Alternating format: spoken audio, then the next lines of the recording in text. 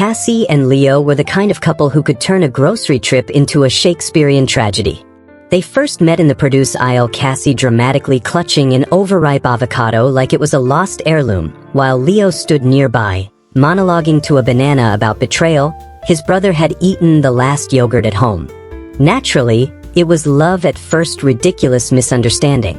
"I believe you have stolen the last ripe avocado," Cassie said, eyes narrowing. Leo gasped. "Madam, I would never unless your heart is as soft as this avocado, in which case I surrender completely." Despite all the dramatics, or maybe because of them, they were rock solid. Love for them wasn't a perfect poem. It was a tangled mess of burned pancakes, dramatic sighs, and impromptu duet battles in the car. One night, while trying to recreate a romantic picnic indoors, complete with fairy lights and a stolen "Do Not Disturb" sign from a hotel, Leo got down on one knee. Cassie gasped so loud the cat fell off the windowsill. "I would be honored to share a life of missed exits, overly salted pasta, and emotional support snacks with you," he said. "Marry me?" Cassie, through tears and dramatic sniffles. "Only if we make our wedding vows sound like a soap opera finale." Cassie and Leo were not going to have a normal wedding. No white doves. No violin solos. No matching napkins. They wanted drama. They wanted flair. They wanted fog machines and a Shakespearean-style vow-off. The venue? A community theater they rented for $87 and a box of croissants. The officiant? Leo's cousin Marvin, who got ordained online in 5 minutes and now demanded to be called Reverend DJ Marv.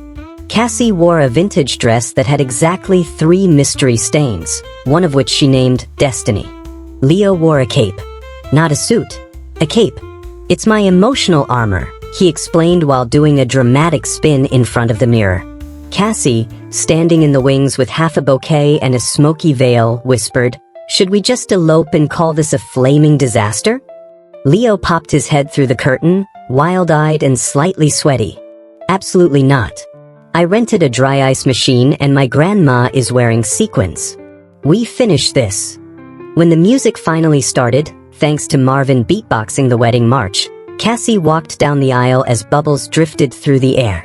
The bubbles weren't planned. Marvin just really liked bubbles.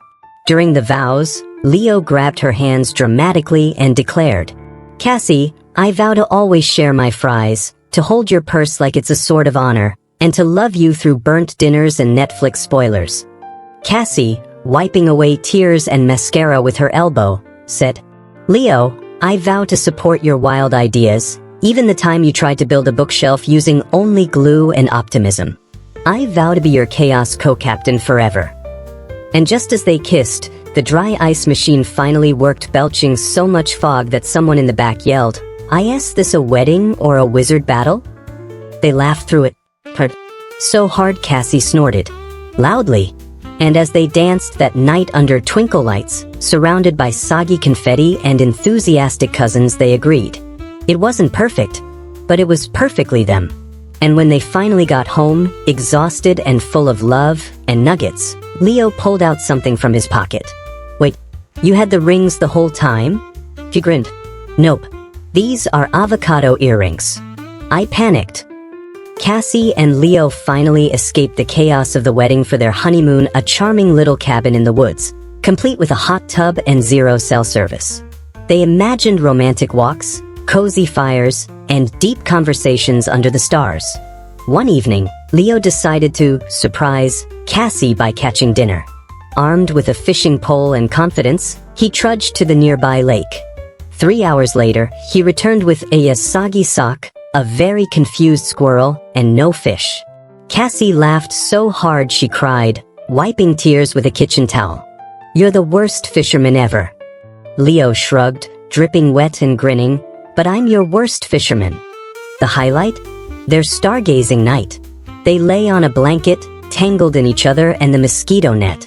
Cassie pointed at the sky. "Look, Leo, that star is like our love, bright, a little messy, but totally unstoppable." Leo kissed her forehead. "And if we get lost in the woods, at least we'll have each other and a very questionable fire extinguisher." Cassie's mom and Leo's dad decided to surprise them by showing up unannounced at the cabin. Cassie's mom arrived armed with a suitcase full of homemade cookies and unsolicited advice. Leo's dad brought his infamous accordion because every family gathering needs an accordion, apparently. Leo's dad and Cassie's mom teamed up for a couples counseling session that quickly devolved into competitive cookie baking and passive-aggressive accordion duets. Amid the chaos, Cassie and Leo shared knowing glances. This was their kind of drama. When Leo accidentally knocked over Cassie's mom's prized cookie jar, sending cookies flying everywhere, the room fell silent. Then Cassie burst out laughing, and Leo joined in. Soon everyone was laughing and scavenging for cookie crumbs on the floor. Later, sitting around a fire pit that they managed not to set on fire this time, Cassie leaned into Leo. Maybe the honeymoon isn't supposed to be perfect. Leo smiled. Yeah, it's supposed to be us a little messy, loud, and full of love. Cassie's mom passed her a slightly burnt cookie. And always with cookies. Leo, ever the optimist, declared, "How hard can it be? We just pack, move, unpack."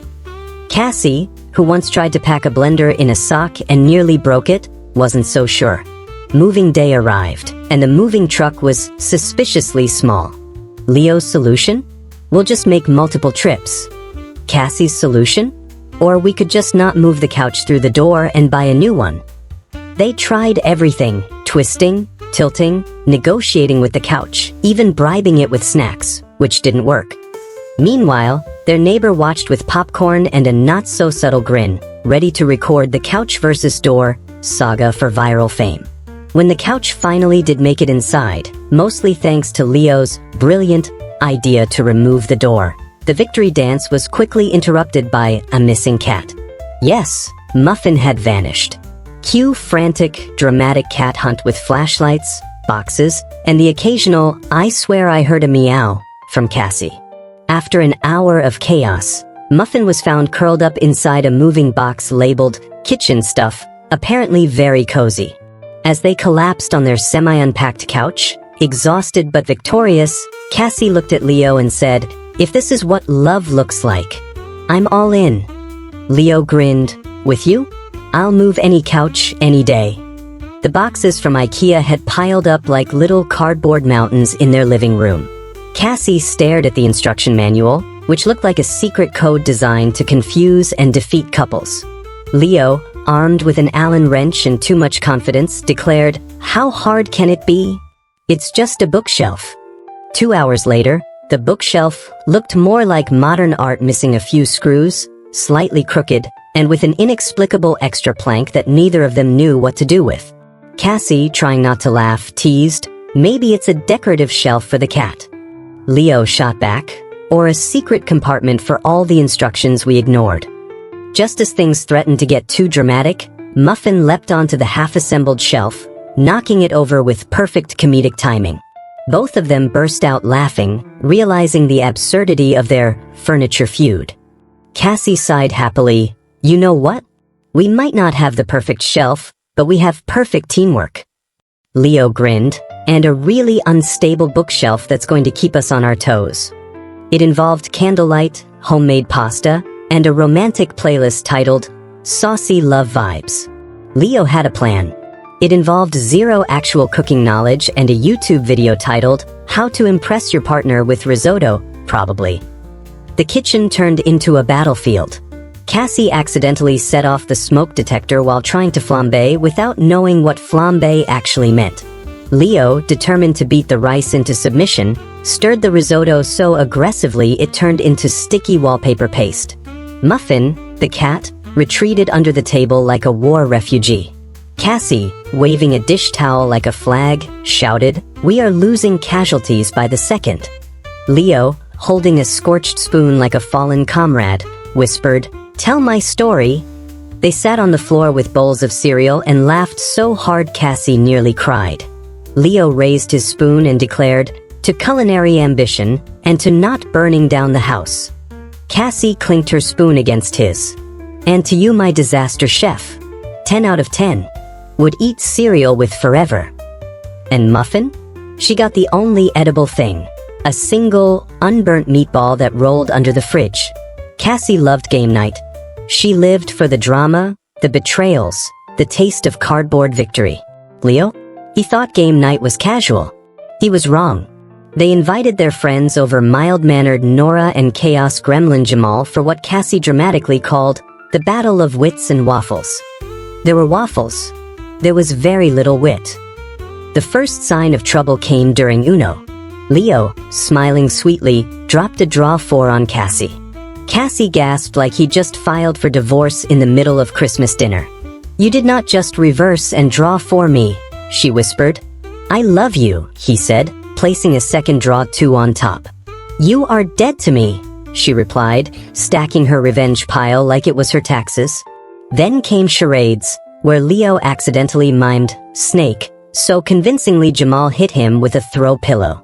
And Pictionary, where Cassie's drawing of a dolphin looked suspiciously like a haunted banana. But it was Monopoly that shattered the last nerves. Cassie bought boardwalk. Leo landed on it. He tried to pay with snacks.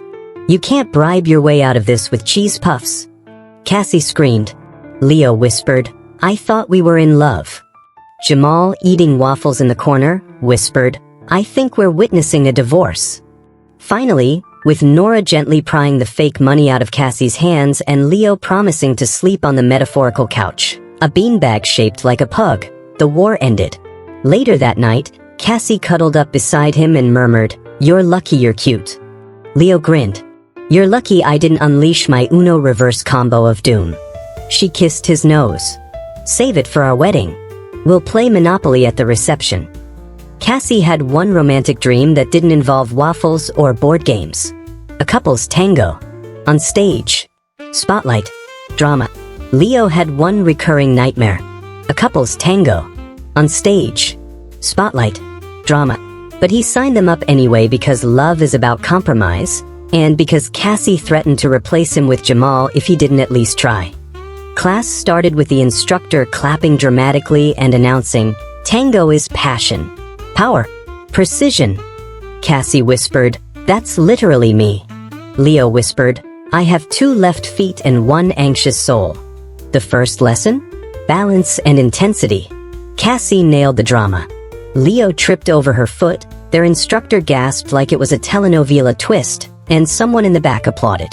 By the second class, Cassie had a rose in her mouth. Leo had a sprained ankle and was Googling how to fake your own disappearance during tango. Then came the big performance day, a showcase at a rustic couple's retreat. "I believe in us," Cassie beamed. "I believe I need medical attention," Leo muttered, wrapping his foot with glitter tape because that was all they packed. And just as they stepped onto the stage, a llama escaped from a petting zoo wedding nearby and sprinted directly through their routine. Cassie dipped mid-chaos. The llama spun in a circle, and Leo ended up tangled in its lead rope like interpretive art. The audience gave a standing ovation. Later, sitting in the grass, bruised and laughing, Cassie rested her head on Leo's shoulder. "You were right," she giggled. "You do have the rhythm of a baby deer learning to walk on ice." "And you were right," he replied. "We are dramatic enough to tango with wildlife." She kissed him. "You're..." Cassie decided they needed to level up emotionally. Leo thought that meant buying matching water bottles. "Nope. Couples therapy. We're healthy, functional adults," Cassie said. "We had a screaming match over pancake sizes," Leo reminded her. So, on Saturday morning, they marched hand in hand into a calming office filled with plants, crystals, and a faint smell of lavender, and immediately realized something was wrong. "Welcome to reconnecting with your inner toddler, therapy for estranged twins," the therapist said warmly. Cassie blinked. "I'm sorry, twins?" Leo glanced at her. "I knew we had similar eyebrows." They tried to leave, but Cassie got curious. "We're already here. Maybe, I don't know, discover childhood wounds." "Mine is that my mom once threw out my Pokemon cards," Leo muttered. Too late. They were handed emotional flashcards and told to express their inner tantrum.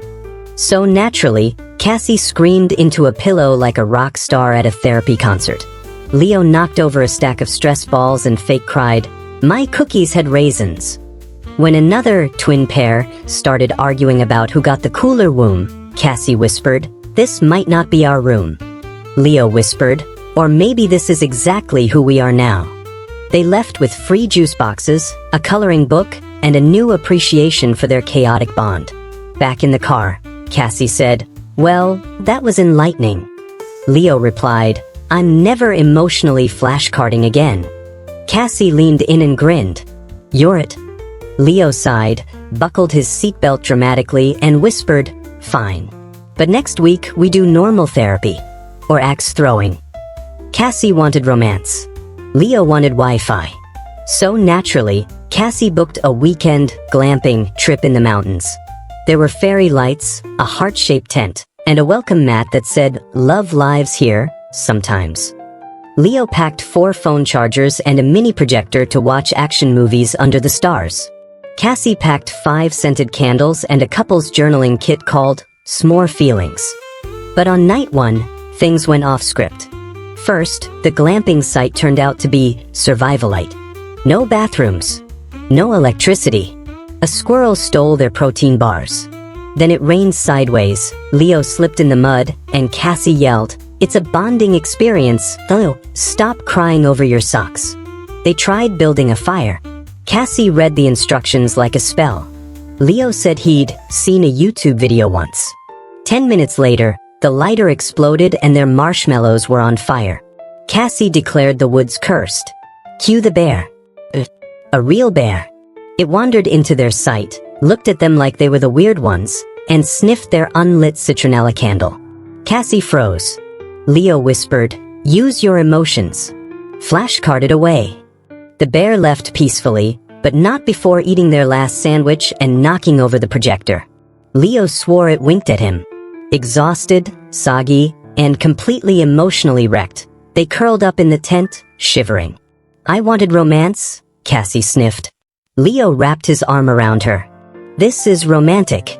We survived a bear. That's couple goals." Cassie blinked. "Did we just get closer through outdoor trauma?" "Yup," Leo grinned. "Next time, we're glamping in a hotel."